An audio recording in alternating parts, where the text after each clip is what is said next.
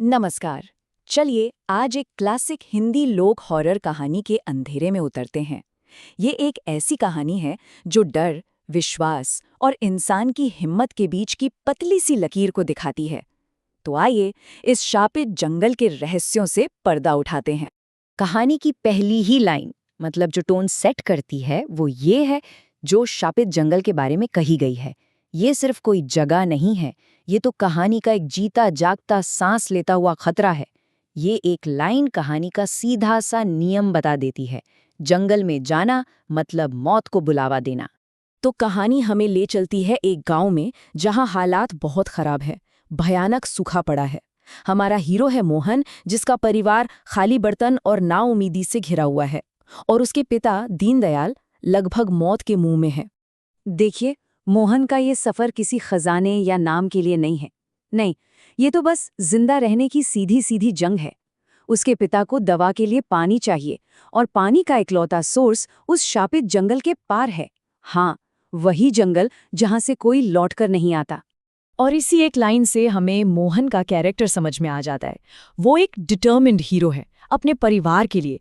वो उस शाप का सामना करने के लिए तैयार है जिससे पूरा गांव कांपता है। यही उसका मोटिवेशन है।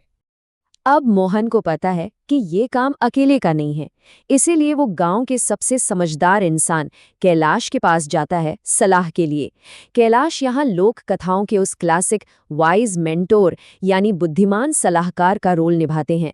और यहीं पर एंट्री होती है कहानी के विलेन की, छलावा। और देखिए, छलावा कोई ऐसा वैसा दैत्य नहीं है। वो एक साइकोलॉजिकल शिकारी है जो इंसानों की भावनाओं, खासकर दया और सहानुभूति को ही अपना सबसे बड़ा हथियार बनाता है। तो कैलाश मोहन के सामने एक ऐसी चॉइस रखते हैं जो मतलब करना नामुमकिन है। शिव मंदिर का रास्ता बिल्कुल सेफ, पर वहां पानी की एक बूंद नहीं। और नदी का रास्ता जहां छलावे का खतरा है लेकिन पानी सिर्फ और सिर्फ वहीं है। ये टेंशन बढ़ाने और हीरो के कैरेक्टर को उभारने का एक क्लासिक तरीका है। और ये जो चेतावनी है ना, यही पूरी कहानी की जान है। कैलाश मोहन को साफ साफ कहते हैं कि किसी भी अजनबी से बात मत करना, चाहे वो कितना भी लाचार क्यों न दिखे। ये एक रूल है जो मोहन की जर्नी का सबसे बड़ा इम्तिहान बनेगा। और जैसे ही मोहन जंगल में कदम रखता है, सब कुछ बदल जाता है। हवा ठंडी हो जाती है, एक अजीब सी बदबू फैल जाती है, और वो फीलिंग कि कोई तुम्हें देख रहा है, पहली मुलाकात के लिए स्टेज तैयार हो चुका है। तो सवाल ये उठता है कि ये छलावा आखिर है क्या भला? चलिए कहानी से एक छोटा सा ब्रेक लेकर इसके काम करने के तरीके को समझते हैं। देखिए, छलावे का तरीका ब्रूट फोर्स वाला नहीं है, वो दिमाग से खेलता है। पहले वो अपने शिकार को सबसे अलग थलग करता है, फिर कोई ऐसा रूप लेता है जिसे देखकर दया आ जाए, और जैसे ही सामने वाला उसकी मदद करने की कोशिश करता है, वो हमला कर देता है। तो होता ये है कि छलावा 2 बार मोहन को फंसाने की कोशिश करता है। पहली बार एक प्यासी औरत बनकर जो दया की भीख मांगती है। दूसरी बार एक कमजोर बूढ़ी औरत बनकर जो हमदर्दी जगाने की कोशिश करती है। लेकिन दोनों बार मोहन को कैलाश की चेतावनी याद रहती है और वो उसके जाल में नहीं फंसता। और जब छलावे को समझ आता है कि उसकी कोई भी चाल काम नहीं कर रही, तो वो अपना असली खौफनाक रूप दिखा देता है। बस यहीं पर दिमागी खेल खत्म होता है और जान बचाने की भागदौड़ शुरू हो जाती है। अब बस एक ही चीज है, भागो।